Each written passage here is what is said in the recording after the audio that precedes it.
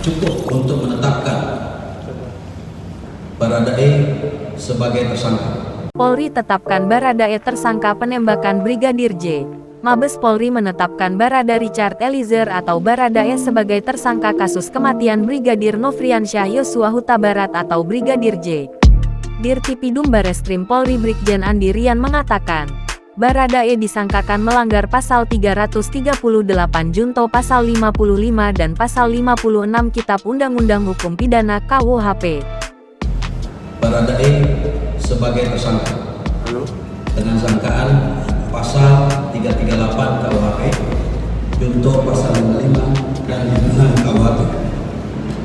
Pemeriksaan ataupun penyidikan tidak berhenti sampai di sini, ini tetap berkembang. Baradae terlibat baku tembak yang menewaskan Brigadir J pada tanggal 8 Juli tahun 2022. Peristiwa itu terjadi usai Baradae dan Brigadir J mengawal Putri dalam perjalanan dari Magelang, Jawa Tengah, hingga Jakarta. Baradae sekarang ada di Bareskrim di Bidom. Setelah ditetapkan tersangka, tentu akan dilanjutkan dengan pemeriksaan sebagai tersangka. Dan langsung akan kita tangkap dan akan langsung ditahan.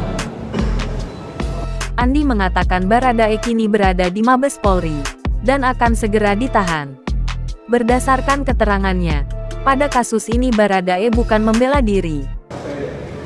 Tadi kan sudah saya sampaikan pasal 338 junto 55 dan 56 KUHP. Jadi bukan bela diri. Melansir Tribun Jambi, pada hari ini ada 13 orang saksi tambahan yang diperiksa terkait meninggalnya anggota Polri asal Sungai Bahar yang bernama lengkap Brigadir Nofriansyah Yosua Huta Barat itu. Informasi yang dihimpun, Irjen Pol Verdi Sambo, Kadif Propam nonaktif, akan diperiksa oleh tim khusus untuk diminta keterangannya secara resmi pada Kamis tanggal 4 Agustus tahun 2022. Sampai dengan saat ini untuk Ibu PC itu belum bisa dilakukan pemeriksaan.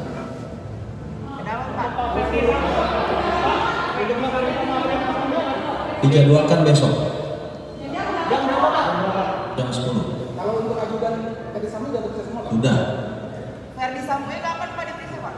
Besok kami sudah sampaikan. Oke, Kang, terima kasih. Selamat malam. Besok.